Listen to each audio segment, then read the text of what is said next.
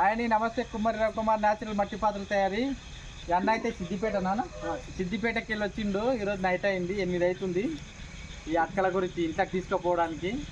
ఏడైనా అన్నీ కలిసి ఉంటాయి, రాజస్థాన్ మళ్ళీ అక్కడిక్కడ ఆయిల్ రుద్దినాయి అవి ఉంటాయని ప్రత్యేకంగా సిద్దిపేటకి వెళ్ళి వస్తున్నాడు. మన హరీష్ అన్న నియోజకవర్గమా, హరీష్ అన్న నియోజకవర్గం నుండి వచ్చిండు.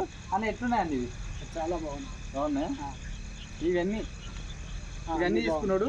ఈ ½ కేజీ నుంచి ½ లీటర్ పెరుగు నుండి లీటర్ 2 లీటర్లు, కేజీ 2 కిలోలు, 3 కిలోల వరకు తీసుకున్నాడు. రైస్కు కర్రీకి కూడా తీసుకున్నాడు 2.